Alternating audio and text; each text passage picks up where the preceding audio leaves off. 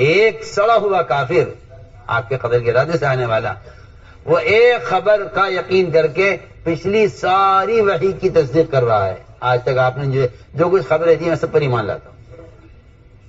اور ایک صحابی ایمان والے ایک جملہ زبان اللہ نے جاری کر دیا. اگر یہ کہہ دیتے کہ نہیں جی وحی تو آپ پر ہی آتی ہے، ہماری زبان پر اگر جملہ جاری ہوا ہے تو ہمارے امتحان کے لیے ہوا ہے، وحی آپ پر آتی ہے. انہوں نے کہا نہیں، آپ پر کوئی وحی نہیں آتی. جس کی بات اچھی لگتی ہے لکھوا دیتے. یہ صحابی مرتد ہوئے اور وہ کافر ایمان لایا. میں آپ کو ایمان بالغیب کی یہ دو مثالیں آپ سے عرض کروں.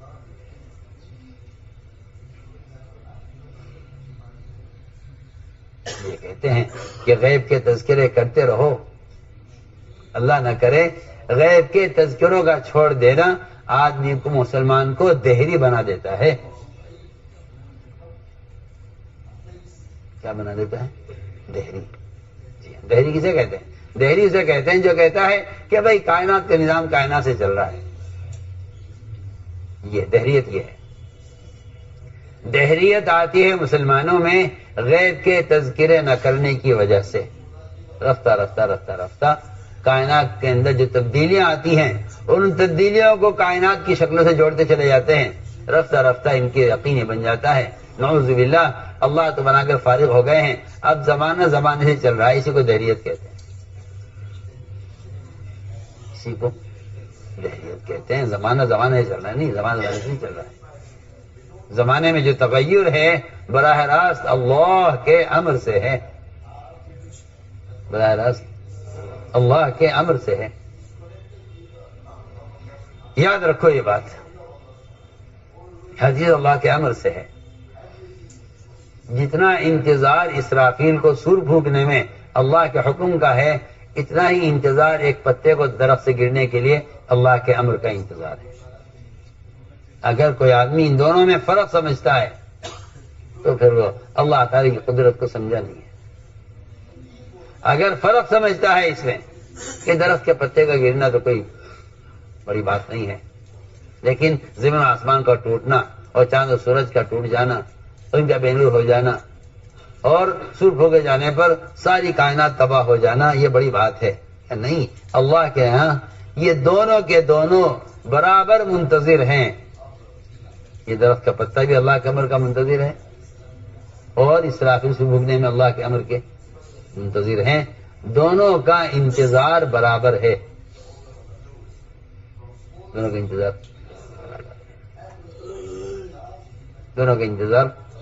دونوں کا انتظار کرنا برابر ہے. اس پتے کا درخت سے گرنا اور اسرافیل کا سور پھونکنا.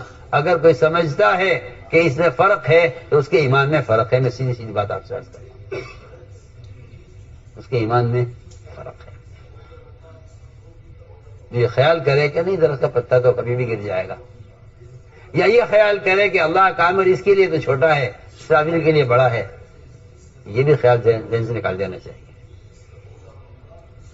فرماتے تھے جتنا ایک چیونٹی جتنی محتاج ہے جبرائیل بھی اتنا ہی محتاج ہے. یہ نہیں کہہ سکتے کہ جبرائیل کا محتاج کی کم ہے کیونکہ طاقت زیادہ ہے، اور جبرائیل کی اور چیونٹی کی محتاجگی زیادہ ہے اس کی طاقت کم ہے. بالکل نہیں. کہ اللہ کے مقابلے میں جبرائیل اور چیونٹی ان دونوں کی محتاجگی برابر ہے. جتنا ضعف ایک چیونٹی میں ہے اتنا ضعف جبرائیل میں ہے. پکی بات ہے. اس کے لیے میں نے عرض کیا تھا کہ یہ مثالیں ہیں ایمان بالغیب کی. مثالیں ہیں ایمان بالغیب. پہلے جو خبر نبی دے رہے ہیں اس خبر پر ایمان لاؤ.